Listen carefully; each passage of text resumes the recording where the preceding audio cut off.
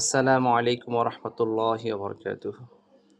আজকে বিশেষ একটি আমল নিয়ে উপস্থিত হয়েছি।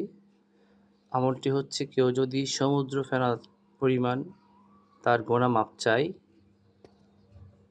সে যেন প্রত্যেক ৫ ওয়াক্ত নামাজের পরে ৩৩ বার সুবহানাল্লাহ, ৩৩ বার আলহামদুলিল্লাহ, ৩৪ বার আল্লাহু আকবার পাঠ করে অথবা ৩৩ বার আল্লাহু আকবার পাঠ করে সে যেন লা ইলাহা ইল্লাল্লাহু ওয়াহদাহু লা শারীকা লাহু লাহুল মুলকু ওয়া লাহুল হামদু ওয়া হুয়া আলা কুল্লি শাইইন কাদির, অর্থাৎ কালিমায়ে তাওহীদ পাঠ করবে।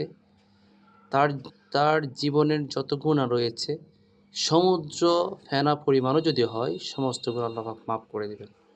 সুবহানাল্লাহ। আমরা অনেকেই ৫ ওয়াক্ত নামাজের পরে আমলটা অলসতা করে বা তাড়াহুড়ো করে মসজিদ থেকে বের হয়ে যাওয়ার জন্য বা নামাজকে শেষ করার জন্য করতে পারি না।